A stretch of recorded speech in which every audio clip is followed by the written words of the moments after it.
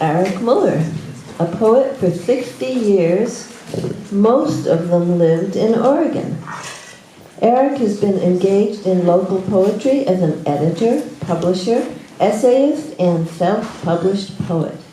He has edited Fireweed, Poetry of Western Oregon, and Trap Rock Books, Durable Goods, Appreciations of Oregon Poets. And he is from, Poets. It's from Mountains and Rivers Press. Yes? Okay. And Erik has a lot of books here that he's not selling, he's giving to us. So if you want one of Erik's books, you can find it on the blue tablecloth table that's right behind you. And what can I say about Erik? He's one of my favorite people, friends, neighbors. You're off script. And long before I ever met Erik, I knew a friend of his who was a poet here and teaching at LCC, Stan Fink. And when I met Erik, I said, "You remind me of someone I know, but he's gone." And I said, "Stan Fink." He said, "Oh, I know him. They went to school together." So, Erik Muller, come.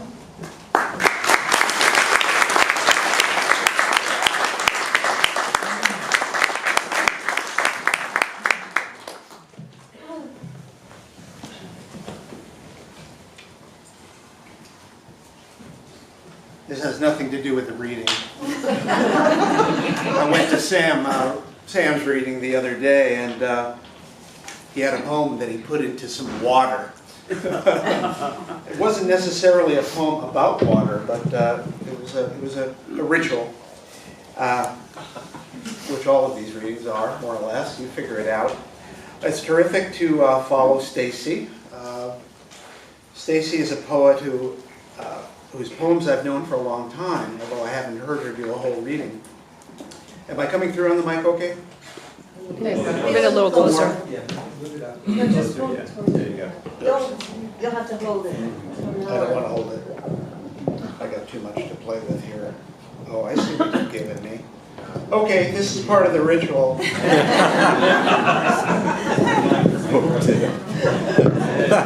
And there's no techie coming to my... Bring in the media man. Look, I'll just hold it. You'll hold it? Yeah, You want to hold it? I want to hold it. I say it 3 times My in hair this tie fix. ritual. I want to hold it. Hold it. There you go. Sister, I can hold it for you. No, go sit down.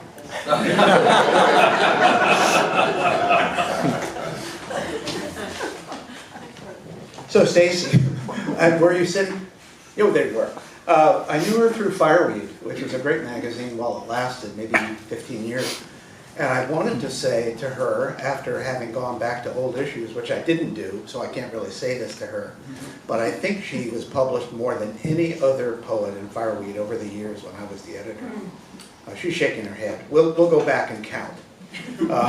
Following Scott, after saying this to Stacy, but following Scott also is such a privilege. Close friend, coffee mate. We swap poems as we write them, work them over, tenderly, toughly, whatever they demand. And what a lovely contrast you two make.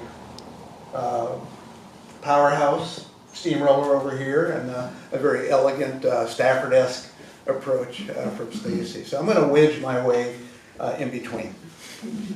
I don't have a lot of poems I want to share, but I want to comment on being a poet for a long time and being very happy about it and being, I think, productive. I looked back at 4 chapbooks that I've published since, I think, 2008, and I'm juggling them here. I'm going to put them over here. And I'm going to read a couple of poems from each and say a few things about writing in general that guide me. And when I talk about I as a writer, a poet, or even in the poems, I'm hoping the I has a little more life to it than simply Erik Muller, of 996 Lincoln Street with 3 indoor cats. I mean, forget that person, right? Writing poetry invites us to be something else, and maybe something more significant. Not to discount the cats or any of that other stuff. In fact, if you look at my nose, I want it to look good today. And I have 3 cats, and they want to wake me up about 6:30 to be fed. And one of them, Doris, which is the most sedate of the 3, likes to run across my body, right? Get up, Muller, it's breakfast. Well, she ran across my head this morning and scratched my nose. Anyway, I showed up. So my first poem is for Rob Castleberry. Where are you, Rob? You're here somewhere. Best friend. It's called Snakeskin. I want to read it and then I want to comment on it. Snakeskin. You can tell by its milky eyes a snake is about to shed, and by crankiness if it was docile before. That skin declares, I'm bigger now. I must move on. Under a tarpaulin where snakes keep warm, this 28-inch cast-off, from clear eye covers and open jaw to the all-tip of its tail, even with a crust of feces at the scoot, here's eloquent evidence of going forth. I pick up this airy shape, this hollow, a snake escaped. What does it say of symmetry, of necessity, of the nimble slipping free, colors fresh, eyes clear? Our cat claws it to the floor, tears it in two, because she imagines the snake present, as I do, in a ghostly skin. Simple enough poem, based on an activity, looking under tarpaulins over Castleberries, you know, where there could be live snakes. We didn't find any. That day we found this marvelous skin. So I took it home and wrote the first part of the poem, not the next morning when the snakeskin was torn. That denouement was supplied by reality. A lot of poetry is supplied by reality. But I think of poetry as a metabolistic, a metabolism. It's an activity where you take material in and transform it. Let's not talk about the excretion part. That's not the poem. The poem is what is made from those materials, and I think you could hear there are some elaborations to the event, right? This isn't. I didn't turn to Rob and say, "Here's eloquent evidence of going forth, my friend." You know? That took a little metabolizing, and I like to use that sense. Carter and I have talked about it. She's a good friend and very hip on talking about poetics. We agree, I think, that if poetry is seen as metabolism, it kind of makes it very natural. It makes it something that we as animals do. We take in experience and we turn it into language.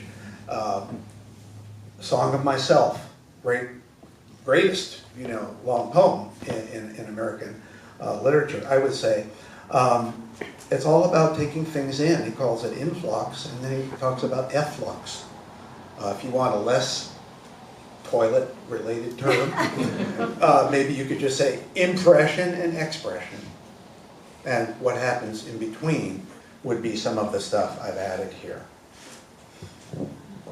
Here's another poem, and this is another Rob Castleberry themed poem. I'm juggling. Part of the ritual is juggling. This is called Late Days. How should I spend late days? The bitter pint suits me. My wife's warmth, never before such comfort. I hike with Rob as far as we can. We revisit Chuckle Springs, though all around has burned. Water overflows a bowl of bright moss. We go down on all fours. We press our mouths to it.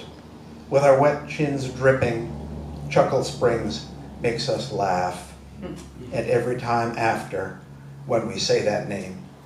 And that's true. Don't get me started. Magical place. Hey, the poem is about as simple as it could be, at least in the way it begins. What should I do with X? answer, answer, answer. If there's any art to it, and I am interested in that, beauty, and also discovery. When I started this poem, I knew it would become a list poem, but I didn't know what the list would be. I knocked off the easy ones, not that they're unimportant, the pint and Anne. She's not an easy one. But then, you know, I hike with Rob as far as we can. And that doesn't even answer the question directly. And then the rest of the poem is an expansion. And I look for that, and maybe that's metabolism. You're getting back more energy, maybe, than you thought from the input. Certainly Scott talked about that on his Cross England trip, taking a little chocolate and turning it into piston, you know, drinks into steam and so forth. That was so good. So that's a very metabolic poem, yours is. But I want to think of poetry as a metabolic activity.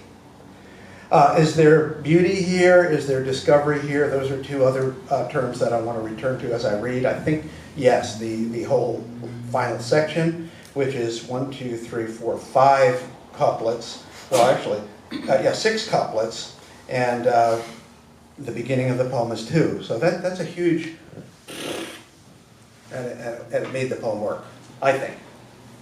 Okay.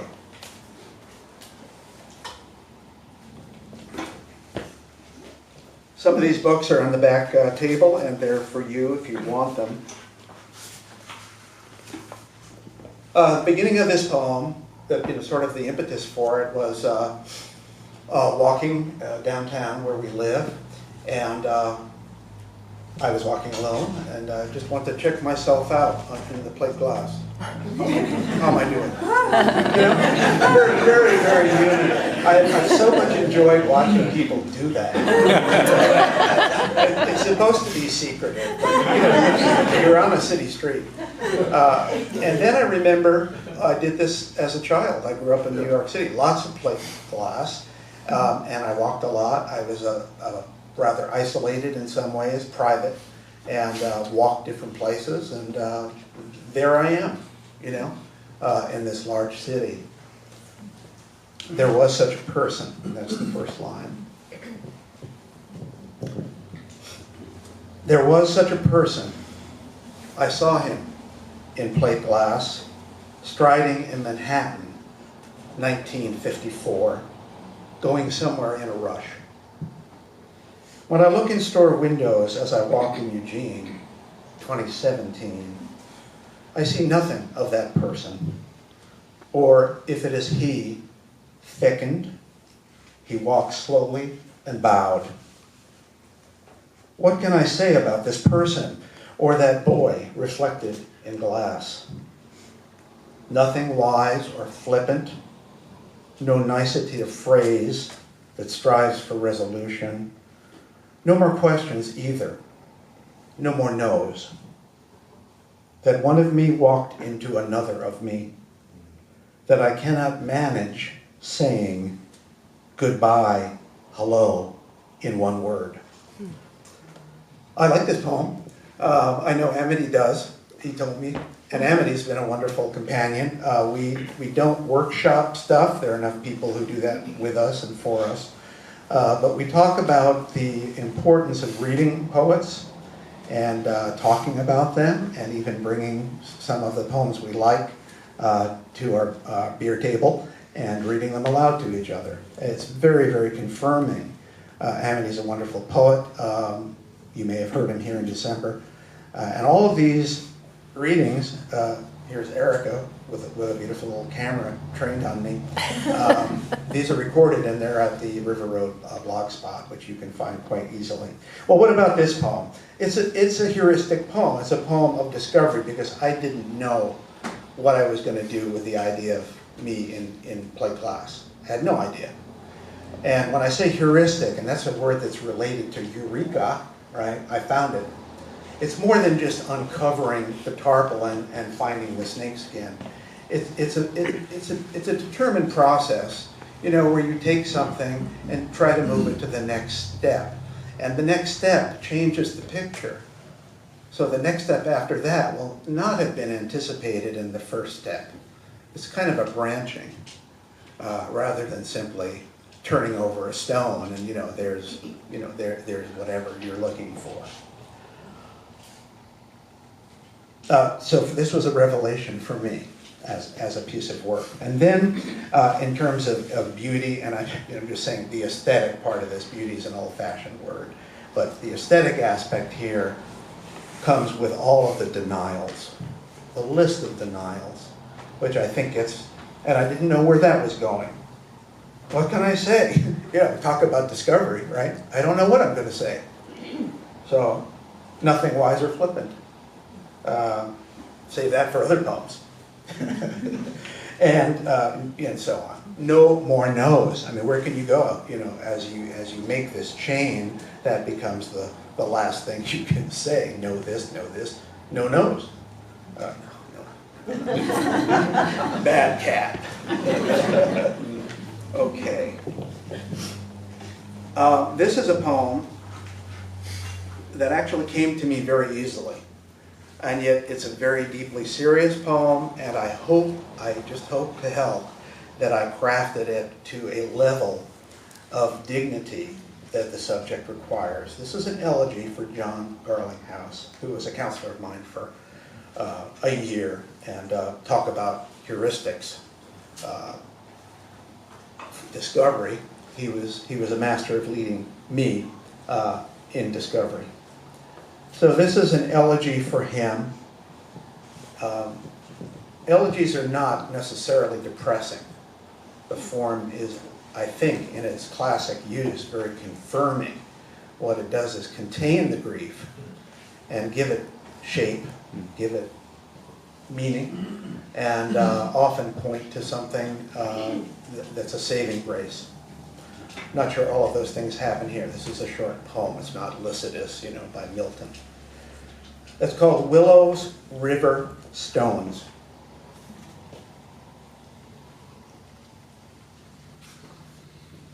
In memory of John Garlinghouse. And I'm glad his wife is here and a good friend as well, and others who may know him. We went down to the willows when we heard you were gone. Through the willows to the river we went, carrying nothing. We went to look for river stones, cobbles smoothed in the water's wheels, shaped into melons or bocce balls, or a hard loaf no one can cut.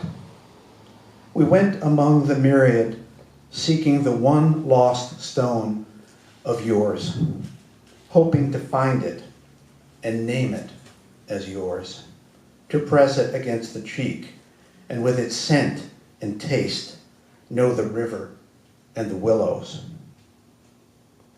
Even if we never find that stone, we can hold any one without losing you. Might be my best. I want to read a couple of love poems. I like writing love poems. I like writing elegies as well. I mean, I've had a lot of losses. You live to be past your mid-70s, you lose people. I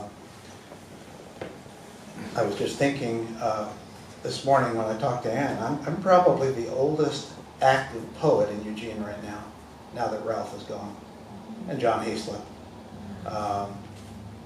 Big deal, I mean, what does that mean? Doesn't mean anything except that I'm likely to be next. There's a little valedictory element here, moving from John's elegy to this love poem. It's called a late love poem, and it has an epigraph. And I'm reading poems that people have heard before. I just went back and selected things I liked. I don't care if you've heard them before, if they're good poems. It doesn't matter. So many poets said, I don't want to read this one because you've heard it before. Well, if you read it to me, I've forgotten it. So read it again. Here's the epigraph. It's from James Agee, and I'm watching my time. I've got about 5 minutes, and I got quite a bit more. The Leisures of Rabbits. This is from Let Us Now Praise Famous Men. The leisures of rabbits, land tortoises with their curious smells. The cow stands in the shade, working her jaws, and suspending upon creation the wide, amber, holy lamp of her consciousness. Class dismissed. My God. How can the poem follow that? Anyway, why do I quote Agee? Anne and I have a long habit of her reading to me. And we were reading this book at that time, and the poem came out of that. As you read to me the grand catalog from James Agee, all animals and plants of one place in Alabama, I rest my head in your lap, in the warm basket of a body that remains unknown, well beyond the time either of us can create. Heavy with the creatures Agee names, dusk fills the trees, closes around sharecroppers' houses and fields. It becomes full dark, warm still with sun. Within the hollow of your hips, I rest my thought. A cobble in the path, an egg in the nest.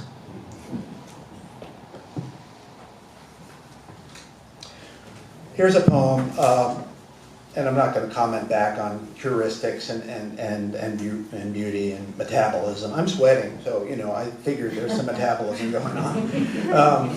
Here's one called Storefront Church, and what stimulated it was just an image of a storefront church in Springfield. I think it's kind of a Celtic storefront, and I've never been there. I haven't even stopped in front of it. Maybe it's on the way to Planktown or some important stopping place. I don't know. But I remembered that, and I thought of something in the window. This whole poem is totally made up. But it comes at a time when I was probably at a crossroads about keeping my vows as a married man. So a little tidbit of imagery and a load of personal concerns. When I turn the page here, another character, the she of the poem, says something about what's in the window of the storefront church. The display window on this back street presents a heart in a hand, in the palm of a hand, balanced and full as a softball. The church of the heart in the hand, a heart's rest in a sure hand. If the heart fell because the hand tilted from inattention, it would roll to another place on the wide and otherwise empty shelf. Or it might roll back onto the floor where it would be in the dark, perhaps bruised. I commit to this mystery. It is her heart, my hand. I have been assigned the task of balancing it in the window where she will stop to look and ponder. What church is this I've never passed before on a side street of my city? With a hand and a heart, arranged simply, offered for inspection and wonder. The window otherwise empty and poorly lit at night.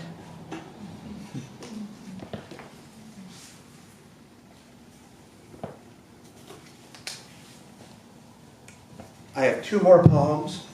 I thought if I were running short, I would dip back into some of this stuff, but it looks like I'm going to come in fairly close. And all of you are going to hang around and eat more and pick up books, paid for or free. Here's a poem. I don't write a lot of medical poems, but this is one that's called This Scar. Comes from a surgery. It's about me.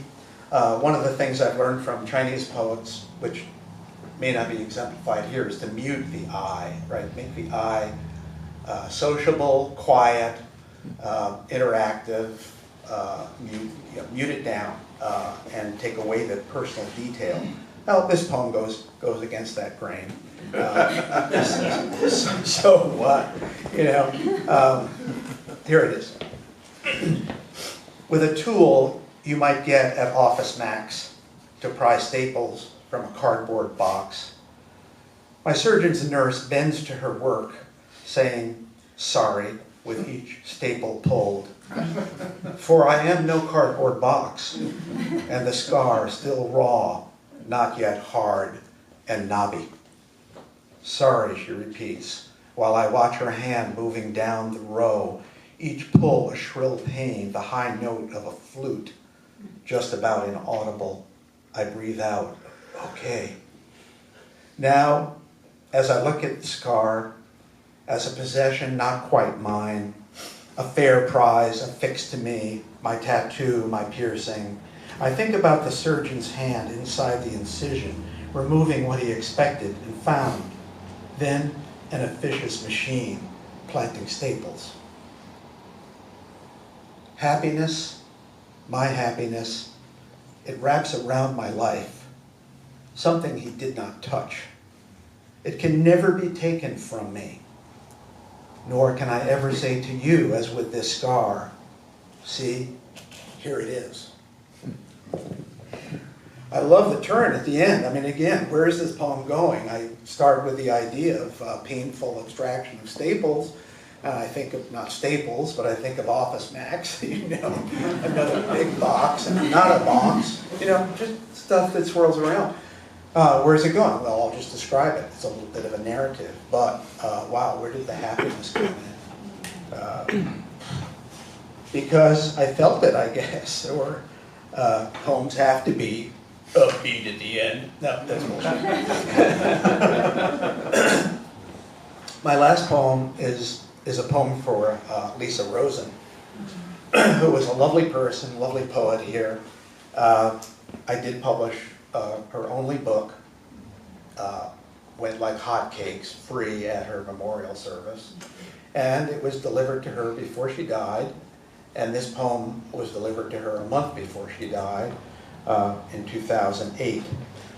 The book was called Bright Omens. That's referenced in the poem. And her favorite color was blue. It was also the favorite color of her two sisters, also killed by cancer. It's an older poem, but I think it still works. So I'll finish with this without further comment. Dear Lisa, a poem is a poor thing to come visiting you. A few flower stalks in a basket, the only blossoming along wet sidewalks. Asters, are stars.